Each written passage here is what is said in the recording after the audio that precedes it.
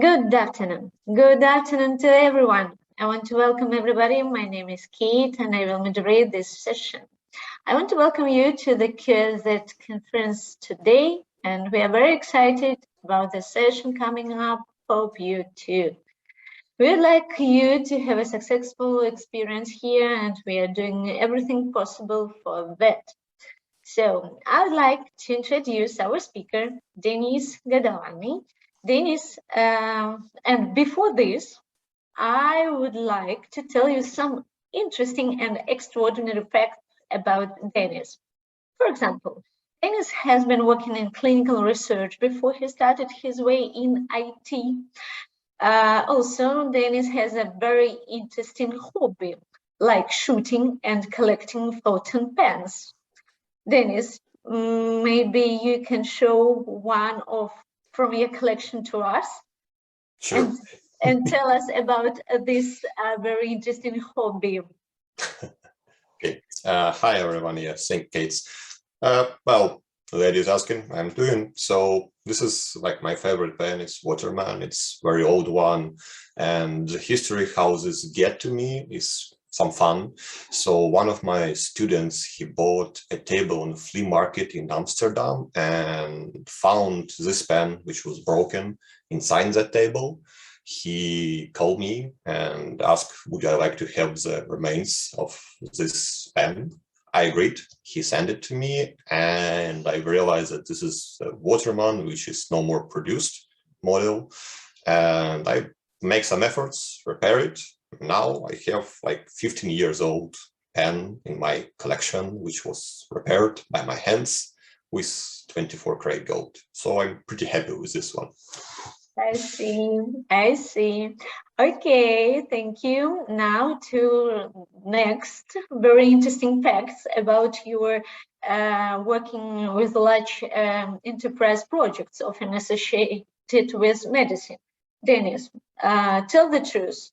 You are preparing some medical discovery. No, not so deep. I'm afraid I am like more like making corporations able to get more money in more easy way. So not like saving the world, but yes, unfortunately, not yet at least. Maybe not yet. Maybe next year. Okay, so next year, and we'll see what you do for saving planet and people on it.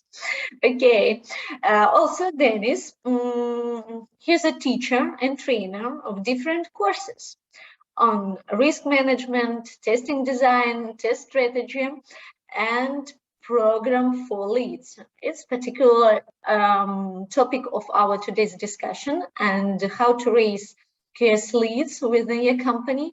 Denis, tell us right now. But before this, I would like to announce start of QA session after the presentation, and I want to inform you that you can send your question in the chat section, and question will be announced after the presentation. Also, I will ask everybody closely following Denis' presentation, because during the presentation will be appeared secret words, and your task will be to catch all the words and to collect phrase and send your answers in the chat. Okay, and first 3 ones will get the prize. So And now, Dennis, the floor is yours. Thank you, Kate. So hello again, everyone. And as it just was mentioned, my name is Dennis and my surname is Gadavani, but you cannot bother you with this, just Dennis. Officially, I'm holding the position of quality assurance expert in SoftServe Corporation in Ukraine, but de facto, my work profile could be described as QA manager on huge enterprise projects. We are providing services for our customers from England, USA.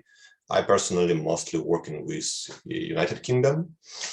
And as just was mentioned, I'm one of the authors actually of the quality control leadership program we've created for our own needs within our company. And always ready to share for knowledge sharing. And yes, I am a fountain pens enthusiast. So if you also have this weird hobby, contact me, we can discuss it.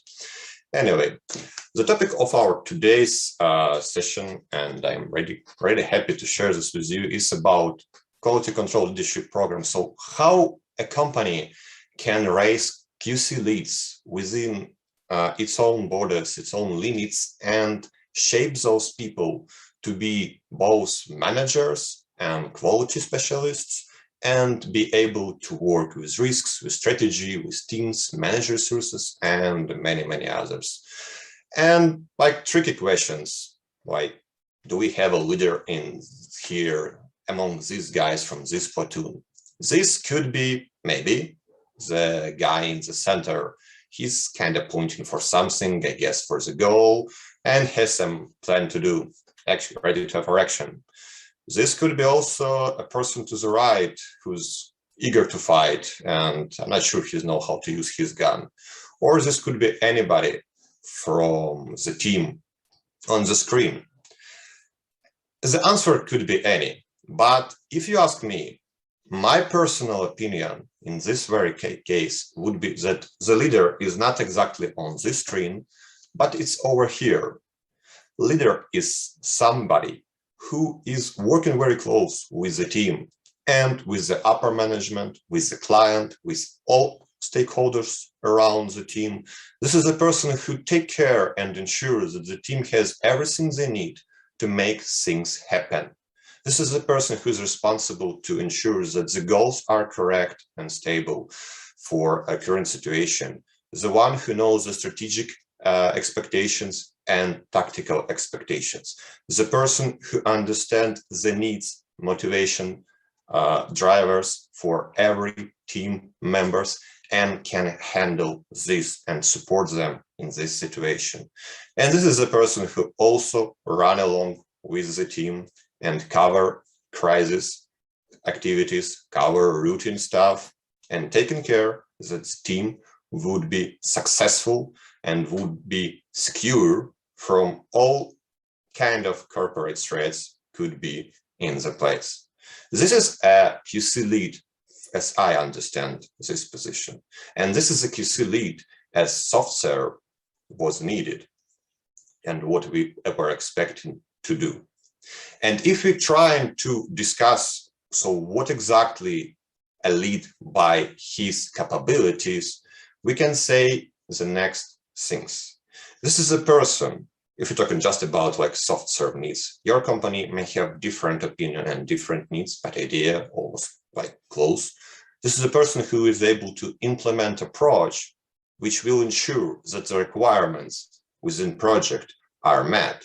And in some cases, we have leads who are leading like multiple teams of quality control engineers with different layers of technology, responsibilities, and types of testings.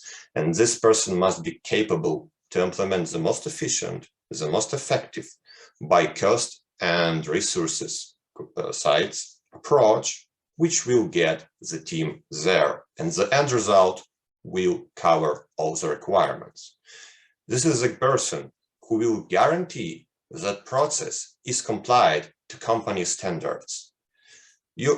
Most of you, I believe, know that there is such stuff as test maturity model integration and similar models which help to ensure that process is stable predictable, and results will be something that we can expect without some crazy surprises. Usually company adopt TMMI or develops their own. In software, we have our own approach, which is quite close to TMMI, but with our specifics and quirks and features. And we are very eager to ensure that everything is done according to our internal standards, that we handle the risks accordingly, that we handle the tasks, planning, scheduling, activities, and everything within our teams as agreed within corporation. This is the way how we deliver the expected and standard results to our clients. And this is how we ensure them that they can expect specific outcomes from working with us. So this is quite crucial for us as a company. And definitely this person must manage available resources, because resources is always an issue. They are always limited. We're always lack of some skills as people. We always lack of some people right now, which we'd like to have at this very moment. The money is not infinite. The time is always under pressure. We have strict deadlines, strict milestones, and our customers rely on us that we will deliver everything on time with resources available. So this person must be kind of Darth Vader guy or girl who can do this, who can manage all these activities accordingly. So these three pillars are kind of crucial for us.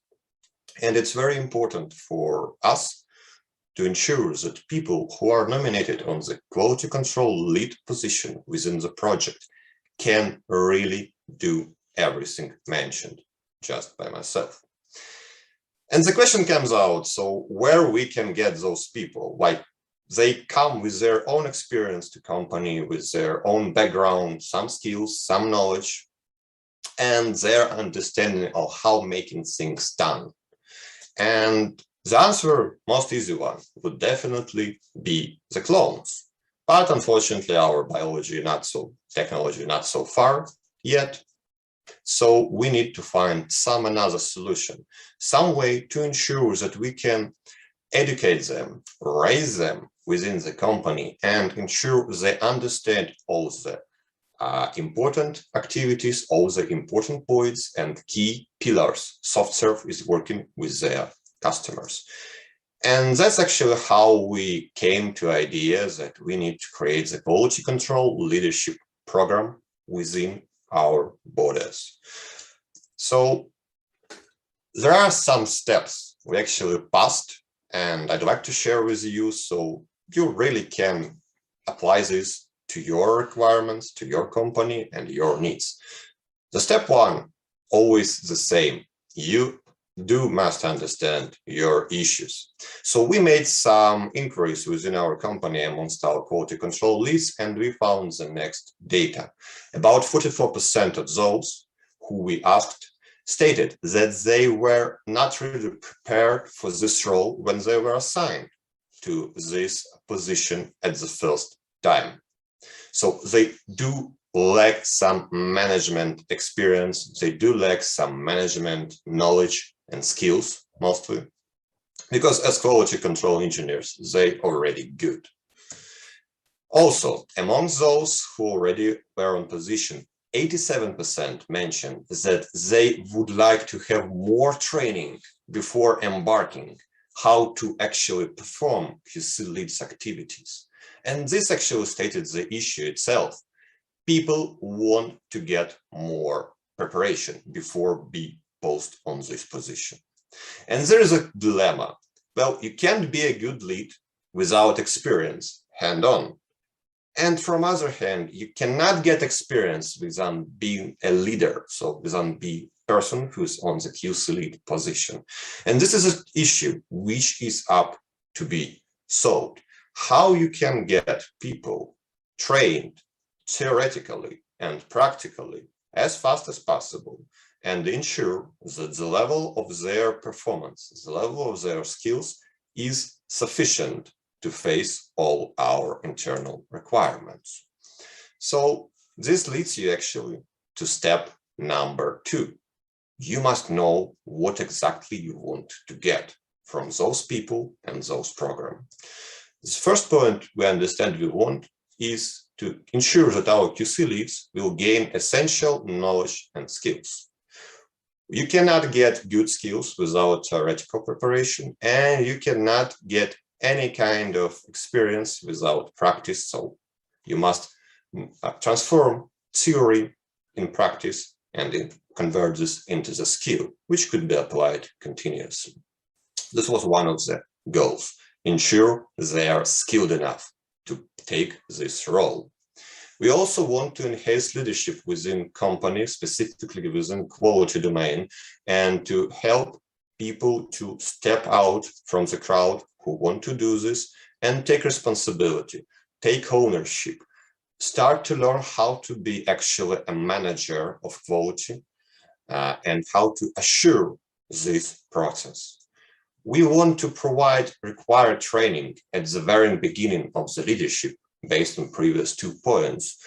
The best case scenario is when the person is preparing for promotion for a QC lead position, the project is on the table, and in parallel, this guy or girl will be educated and applying those theoretical knowledge right to their existing project. So gaining practice and the value for both the project, the company, and the client, and converting this into skills in parallel. So this is something to keep in mind. We also want to review candidates who are potential in leadership. Well, there are different communications and discussions about everybody could be a lead or not everybody could be a leader. I think that not everybody wants to be a leader. I cannot say that everybody can be or cannot be, but I definitely sure that not everyone wants to be a manager, not everybody wants to mess with these activities, and not everybody interested in this. So we must not force people to go for this position if they don't want this kind of promotion, if they want to keep on only technical level of solutions and evolve and raise and develop themselves as just pure technical specialists. We are not allowed to push them and force them to take some managerial responsibilities and managerial activities because they don't want it. They're not interested in this. We want to take on this step and take this position. People who really want this, who are interested in taking those ownership and taking those not always interesting routine activities, let's be honest. Also, another goal is to build QC leads guild within company or community or, I don't know, club. So we actually right now in the phase of building this specific guild with platform, etc. So this one is quite in progress. And the last but not least of what we want is to ensure that proactive approach amongst our QC leads will be something that is normal and not something which is to be encouraged and to be appraised. We want this to be normal. We want them to start thinking on another way, another level, to be proactive, to look forward, not like in the current day, but in the day after tomorrow. Find issues which will come next and prevent them. Find options and opportunities which will come next and use them. Be prepared to use them in advance. This is what we want to make a normal. And this is also, as you understand, in progress. It's not fast transformation for most of us. And some already passed this, some in the middle of this thinking change, but we're working actively on this. And we see our results already. After this, when you have this idea, you need to ensure that this program will be focused on the best candidates you can find within your company. You want to get the best on board, especially as the first batches of students. So for ourselves, we developed the next criteria, which we are expecting from people to face. It's senior plus level by our internal company standards. because we understand that people who are trainee, juniors, and middle, they are not mature enough. They don't have enough technical experience yet to get on and step on this position. So senior or higher are the persons who could be accepted in this program, and they can put their candidatures on. There is also very important for us that the project the candidate is assigned right now has this business needs from him to participate in the program. In some cases, we have people who just want to pass this education to be prepared in the future. And we like not canceling them and not rejecting, but they are a lesser priority for us than the projects which has candidates who are in need for this exactly right now. They were promoted because of rotation or because new team was created and they were moved there as a new PC lead. Such situations, we want to ensure and that those people have our support. They are not like left alone in the absolutely new area for them, and they are covered. Also, we want to ensure that those people who are applying to the program, they have opportunity to apply those knowledge in the best case scenario during education, as mentioned, and as like worst case scenario during 6 months after graduation. So this is for the people, our second priority line, who are preparing to be promoted on this position within 6 months because our new project is coming in or new team is prepared to be launched or else. So we understand that there is like visibility, very close opportunity that these people will need those skills to be applied and used. Plus, we want them to be ready to invest time and effort in this program. So this is actually going during the working hours. It's 4 hours of lections per week, plus making activities which are outside the election hours usually took from our participants from 6 to 15 hours per week during the program. So it's quite intensive program, and it requires a lot of motivation, a lot of time to be invested, and a lot of effort from their side. Plus, we want to ensure that we have no like very fasting people on the program. So person who want to participate in the program must already stay in be a part of SoftServe for at least 6 months.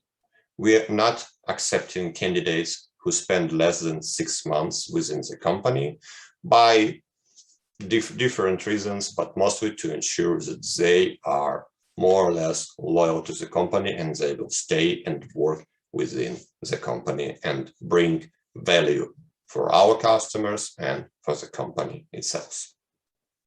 After this, we want some program curriculum to be in place. And actually, it's very like high level description of what we have in our situation. I won't bother with details which are specific for our needs, etc. But in general idea, you must split this for 2 categories, hard and soft skills. And for hard skills, we put in activities which are closely related to the quality management itself. It's about planning, it's about estimation, about monitoring, control, test design techniques, execution of the testing, and test automation essentials.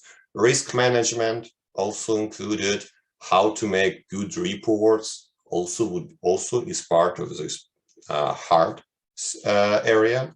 And for the soft area, we put the main goals on effective communication on any level and any directions, inside the team, with stakeholders, with peers, to the senior management and to customer again, because this is communication is very important part, and this is usually in this area, most of engineers may have some gaps which must be covered. Personal and team effectiveness, the time management in a nutshell, how to actually adequately plan your workload of your teammates, how to actually make an adequate and effective prioritization of tasks, how not to be buried under hundreds of activities and tasks which were just dumped on your head, and everyone expects that you will solve this fast and furious. So we do spend significant amount to educate people to be effective with their time and their effort, and not to spend their resource on something which is insignificant.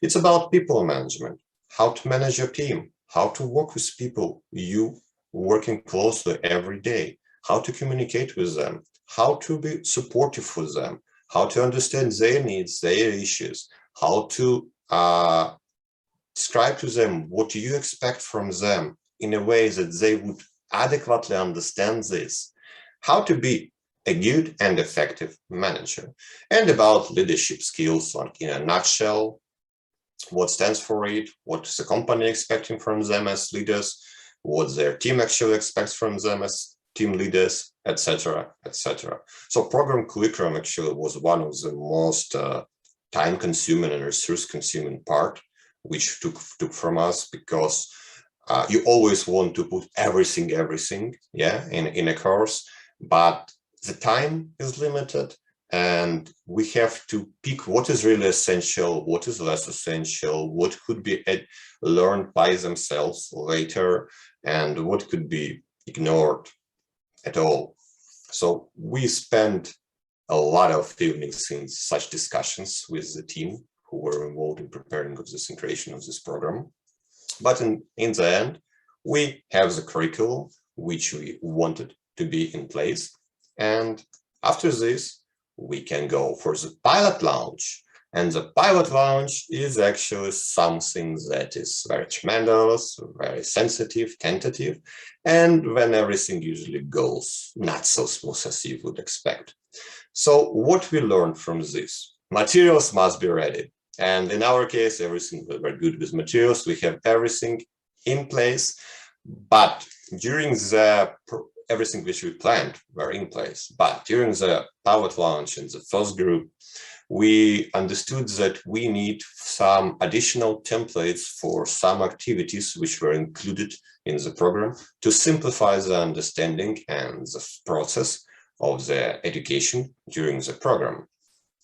But like this was one of the main issues with materials. Definitely the presentations itself, they are continuously improved. We are updating this because our standards have been changed a little, because some of the information could be demonstrated and provided in a better way, and those ways were found. So presentations itself, they continuously upgraded based on the baseline of the feedbacks from our students. 10 happy volunteers per group. Again, from our experimentation, we found out that 10 people per group is a kind of best number for such a program, because if you have more than 10, it took too much time from people who involved in as lecturers to check the home tasks, communicate with the students, provide some consulting outside of the lections. Again, so too many time is required, and all the lecturers, they are working professionals, they are not like teachers. So it's kind of side job, hobby, I don't know how to call it best way, but they have their job responsibilities on a daily basis, and up to 10 is okay, more than 10, too many. If you have less than 10, like less than 8, let's say, you will have too low activity within your groups, because not everyone can participate always. In some cases, people have we have 8 students or 9 students out of 10 on the lecture. So if you have like 6 students in group at all, and some of them will not come due to different reasons, illness, other important meeting with the client or else, the group will be too small. And a lot in this program actually is built and holds on the communication, on the discussion of the theory, of the use cases which are provided for the theoretical part, and sharing own experience, those alumni have seen and faced during their professional career. And this brings a lot of very important informations, those grains of data, which can be provided only by the holder of this data. This is a very important part actually of the program. This helps them to communicate, to share information, and to network actually. Plus, about the timeline, we pick up to 3 months for one group to be educated and prepared. It may not seem a lot, but it's enough, as it's shown, to pass all the hard and soft skills. The more long program could be less actually effective because people need to get those knowledge ASAP and apply those to their project and convert this to the skills. So we agreed that 1 quarter is enough and we'll be able to get everything we need in our students' heads. And actually it works. And the program is still 3 months, up to 3. In some cases, it's about like 2.5, a little bit more than 2.5, but like 3 months usually. Plus, your trainees actually, they must be ready to work with students outside lections time, because 4 hours of lections per week, yes, okay, but students come with questions outside of the lections. Trainers have to check the home task, how it was done, and give some feedback on what was made and like what they consider a good, what they consider not very good or even bad. And this is again the time to be consumed. So your lecturers must be not only experienced with hands-on and huge brain and skill set, but they must be again willing to put their time and effort in this outside of selections itself. Sessions twice per week. Again, there were some experiments. We find out that twice per week is good enough. So they have significant amount of information to be processed, and they have enough time to start applying some of this information already in the current week and proceed with it. Home tasks, actually, they are quite big. And we have very low amount of home tasks that could be like implemented to the next session. In some cases, it's up to 2 weeks. In some cases, it took our students for a few months to actually implement all the processes, changes, etc. within their projects due to some contingencies, due to, again, peculiarities, etc. Every project is unique and has its own needs, expectations, possibilities, opportunities, and contingencies. They must count this. So the main idea is not to provide them, like the tools or templates or ready-to-go solutions from the box. We are working with shaping their mindset to make them think and look differently. Stop thinking as a quality control engineer and start thinking as a quality assurance manager, to start thinking forward to the future and see the bigger picture, not just the current sprint, current feature itself. So home tasks are quite important. And this brick by brick, we get the first group out. And after this, we definitely want to go for the evaluation part. We must ensure that the program works properly, that students are happy, their bosses are happy actually, and customers, which is most important, are also satisfied with the results of this program.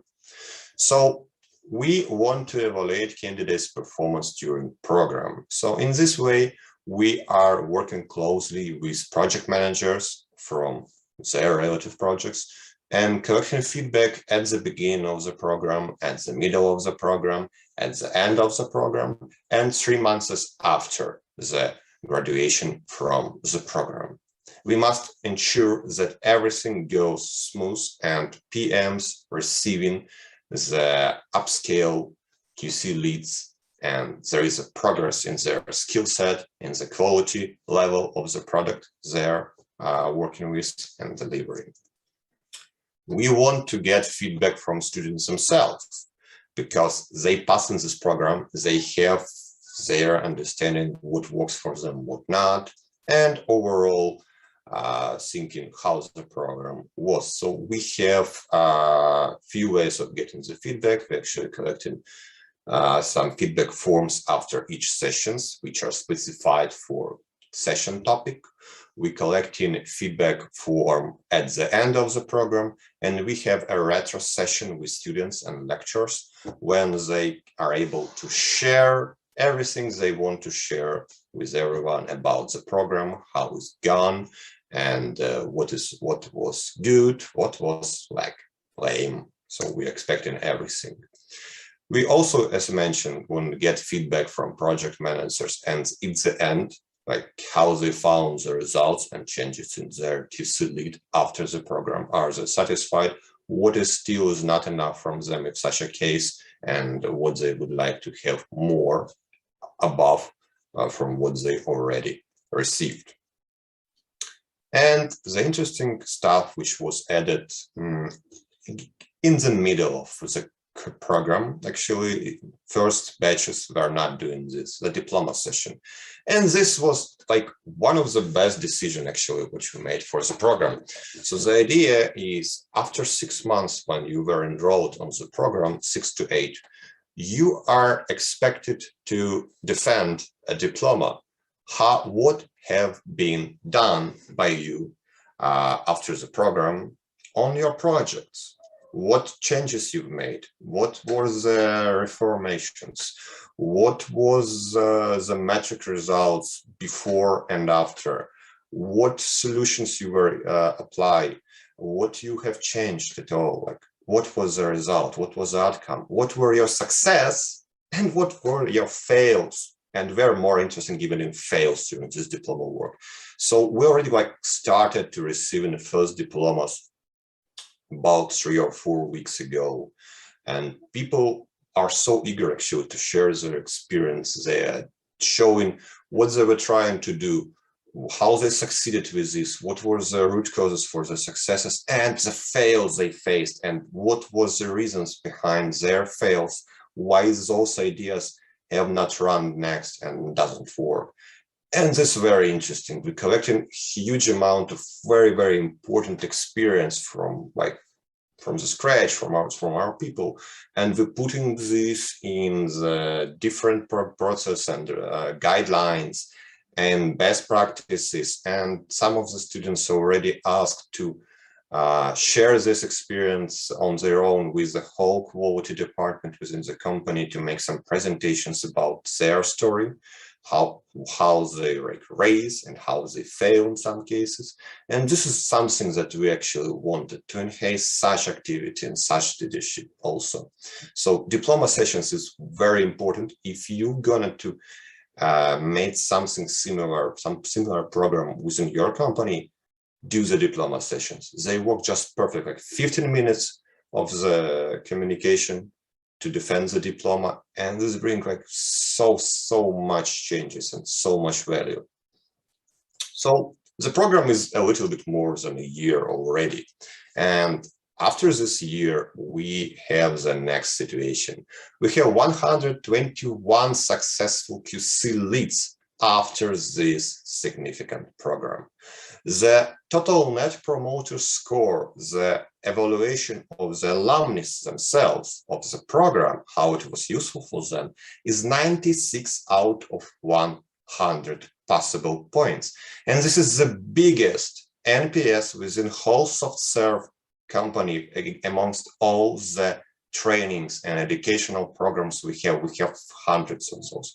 And this is like something that I'm very proud of, this NPS result. So people consider this useful. They see the value in this program. So the program make difference for them. And that's what we're aiming for. We have project managers and delivery managers, delivery directors, very satisfied with this program. There were some situations when I or my colleagues were conducted by the delivery directors of different departments with requests to enroll outside of line and their specific candidate because they do desperately need this, and this is very important for them. And this is very interesting institution. We never expected such outcome of this. And the most important part, our customers, they mark the quality level and the processes which consider the quality assurance within their projects and their accounts have been increased with those alumni. And they're also very satisfied, and we already were questioned by some of our customers to help them to establish such program for their internal use. So I consider this something that you can call not the best, not the worst result, at least. So in general, we have like progress from this to this, like from simple trooper to very, very, very elite squadrons, and we're very happy with this. And the last but not the least, I'm not the one person who stands behind the program. You cannot do such huge program on your alone, and there is a team who actually worked hardly and invest a lot of their time to make this happen. So left to right, we have Andriy Zablosky, who was our quality management office competence manager, who helped to drive this process from within the QMO and find any kind of support which was needed for this program to be happen. We have Anna Zubovich and Oleg Koval, who are the soft skill trainers and who put a tremendous amount of their time and work to make the soft skill curriculum as fast as possible and as efficient as possible, and the conducting training for our QC leads on the soft basis. We have Mariana Orignac, who is a head of administration for our program, and she handles every single issue we have with the enrollment, budgeting, checking the presence, etc., etc. I can't imagine how we would do this without Mariana's support.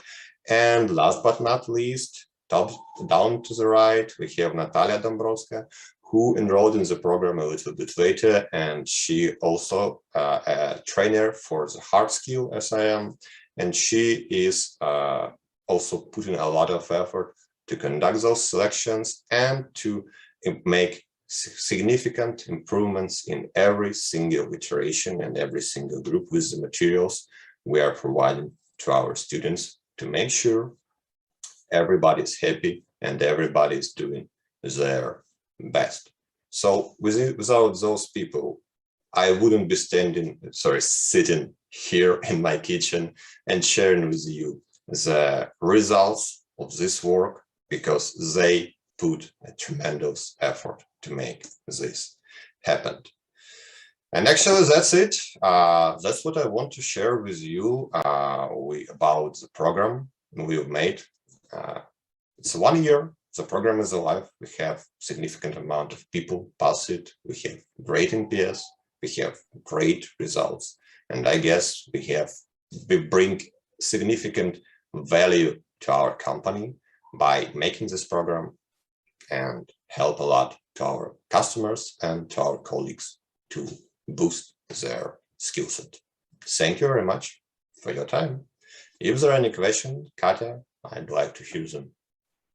Thank you very much, Denis. It was very useful. To tell the truth, it was very, not to tell the truth, it was very interesting, really. Thank you very much for your time also. Yes, I personally have one question to you. Please tell us maybe success story from your students, how they perform after your courses, and maybe they have a great performance after in their companies or in your company, so on and so forth. Maybe you have such success story. Yeah, well, I can share some statistical data for sure, and I need to remember some interesting story, but for beginning static. So we conducted some inquiries just like a few days before this conference and find out that within 2 months after graduation from the program, each third student got a promotion like outside of schedule. So they were promoted like instantly based on their performance results without any expected performance reviews. One of the interesting success story was one of the students who graduated like 4 months ago. So she has 3 teams of quality control engineers, 5 to 7 people in each. And she was like overrun with a lot of tasks, a lot of daily routines, a lot of scheduling, budgeting, etc., etc. And she was working late hours like normal and by the weekends. And after this program, when she met her diploma, her main focus was about the processes she reestablished to make things happen without her personal intervention in every single stuff, and how she works closely with the prioritization. She also actually, which was very good, fun for me, she started to be in the fountain pen because she started to use one of the techniques we shared with our leads, which is based on the bullet journaling. And she decided to try out the paper and pen. And after this, she decided, okay, Dennis mentioned about fountain pens, let's try it out. So now she's also to have a small collection and working closely with her schedule and prioritization only with fountain pens, which is kind of fun fact, just for me. There was one of the feedbacks we received some time ago from one of the students. The feedback was, I was thinking that this is just some other training with boring theory, which just will help me to get some certificates and nothing more. But at the end, I understood that this was the most valuable training I've conducted and I participated in last 3 years. Thank you very much. So, and such kind of feedbacks we are getting like continuously. And I'm really proud about this program. We see the results, we see the outcomes specifically on these diploma sessions. There's a lot under MBA, but the transformation were significant in almost all the cases. We have some not the best results with some, there are like 3 students which were not able to actually apply or make some significant progress, unfortunately. But the majority of 121 are very satisfied, very happy. Their units are happy, their customers are happy. And that means I'm happy and all the team involved. Great, thank you very much. Also, I have one more question. You mentioned that team right now are working in rather strict condition and under pressure, maybe sometimes, I mean, with the strict milestones, strict deadlines, strict standards. What is your secret? What is your secret and what you can recommend to team to cope with this and to be successful with in this case? I see. Well, strict conditions we have on every project, everyone, yes, and every single project is very unique. So it's a question which require usually much more details to answer. Usually I have such questions when I'm requested for internal audits, when project facing some such situation, and I am up to find the root cause, find the solution and implement this. But in general, we have several root causes which brings teams over here. The first one is problem with understanding of business goals from like your product owners and your customers. So it's could be a good idea to sit and discuss what is exactly the priority and what is exactly is important and what is not so important. Also, there could be issues from let's call this not the very effective management from within the team when there are too much commitment without actual background for such commitments. So this is to be discussed internally with teams management and engineers between them, like what was, if such a case, what brings for such strange commitments, because this is which could also happen and impact on this. Plus, there could be a poor estimation techniques and too yes attitude. You cannot always say yes. Actually, one of the points of our education is we're really teaching people how to say no. How to say no to your project manager, how to say no to your customer, how to say no to teammates, to delivery directors, etc. So, like, you cannot always agree with every single request, because in this case, you will get an infinite spike and infinite deadline is coming over time. So you must educate yourself how to say no and keep to this no. This is very important stuff, actually, and this is one of the hardest part of the soft skill education, how to say no to your supervisors and to your clients, and describe why no is no, and nothing will be changed. So I would suggest focus on these activities. But again, every project actually is quite unique, and there is no silver bullet or any like standard curement for every single project. Whatever you will read in the books for management, there is not such. So you need to conduct an investigation and an audit. You may invite someone from within your company who can do this, actually, from the quality department, maybe quality management office if you had one, and they will find out the root cause, and they can help you to find the solution and put on implementation of this. But like fresh eye and objective audit would definitely help here. Thank you again for your very useful advices. So guys, maybe someone else would like to ask something from Dennis. Please.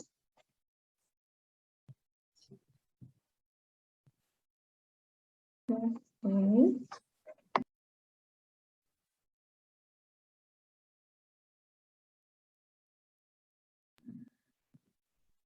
Okay, I think that we can wait for the question and then send it to Dennis and return the answers back to everyone. Sure, no problem. Thank you, everyone, for spending your time to listen to me. It's a pleasure to be able to share this with you and to be here. I do hope that my small speech was somehow useful for you, and maybe you will have your own ideas for what actually you can do in a similar way for your own gain and your company values. So thank you very much. Have a good luck. Have a great day. Katya, thank you. See you soon. Bye-bye. Bye-bye. See you. Bye-bye.